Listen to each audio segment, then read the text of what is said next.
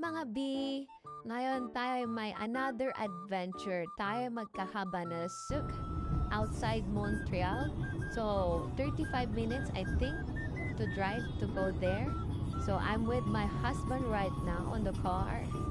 So, ngayon, ayan, ganda-gandahan na naman tayo. Tapos, ayan yung paligid, yung dinadaan namin. Na-convoy kami, bali dalawang sasakyan ang gamit namin. Kasama ko ang buong pamilya namin. Ayan, nandito na po tayo. Ayan yung asawa ko. Tinutuin yung mama ko. Andun na yung kapatid ko at yung pamangkin ko. Ayan. So, andito na nga tayo kung saan kami magkakabanasok. Ayan yung bago naming sasakyan. Ayan yung asawa ko. Hawak-hawak na yung pamangkin ko. And then, ayan yung nanay ko. Tapos, ayan, papasok na kami sa loob. At bibili na kami ng ticket.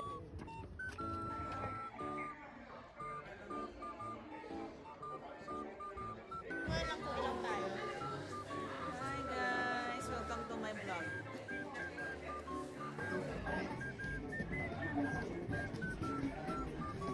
Ayan na nga.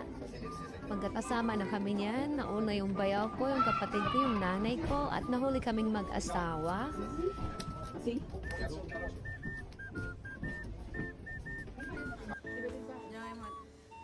Ayan. Pictorial muna dahil habang naghihintay ng pila. At yan na nga, nakapasok na kami sa loob. Mas maganda dito kasi hindi siya super crowded. Masarap din yung pagkain, which is nagustuhan namin. At lalong-lalo na first cabanan soup ko ng asawa ko and yung soup nila masarap. Ang pinakagusto ko dito is yung pork and beans at saka yung syempre yung hotdog nila masarap. Masarap din naman yung ham. Totally busog na busog kami dyan. And then, after namin kumain, pumunta kami dito para i-try yung maple syrup na para siyang lollipop.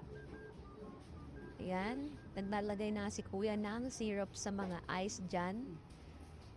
Hold it. Tinuturuan ko si RV kasi first cabana soup niya dito sa Canada. So, ayan na nga. Para siyang lollipop. Or sa Pilipinas, lasang tagapulot. Kaso nga lang, lollipop version. Yung tagapulot, char. So, ayan na nga.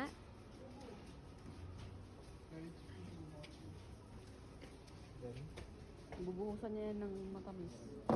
Ano ba? Oo. So, bubuhusan ni kuya ng matamis na maple syrup yung ice. Ayan. Huwag mo muna siyang And then, may hawak-hawak kaming stick ng asawa ko.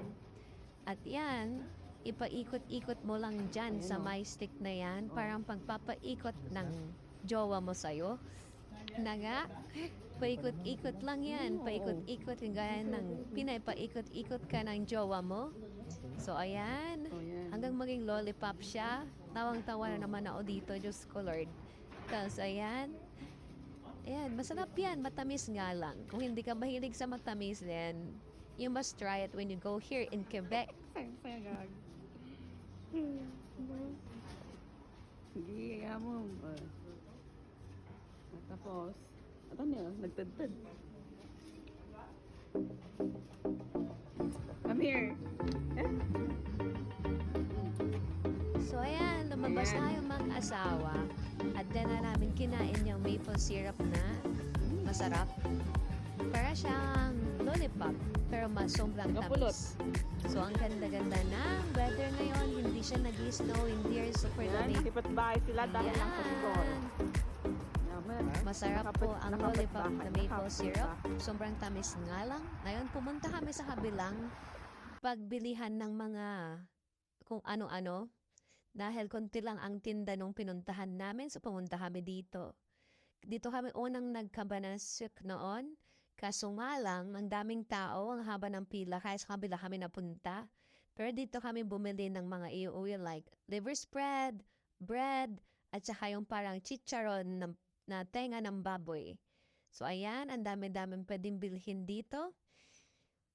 So, kasama ko yung nanay ko, yung kapatid ko, yung pamangkin ko, ng cute.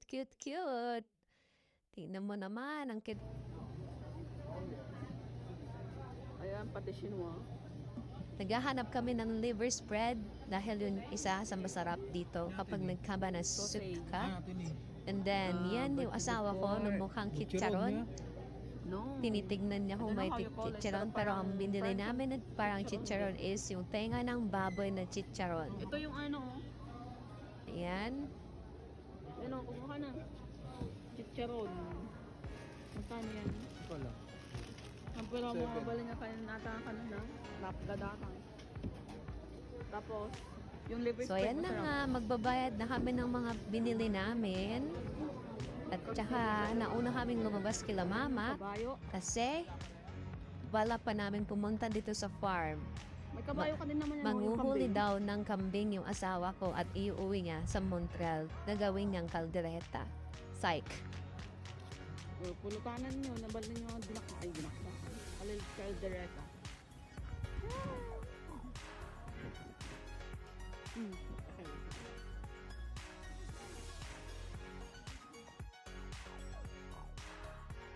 Ayan, napadaan na din kami sa mga slide na pambata.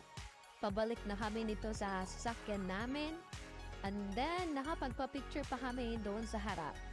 So, ayan, may maganda kaming picture na yan, hindi lang selfie. So, dito na nagtatapos ang ating vlog. Have a good day, everyone. Bye-bye!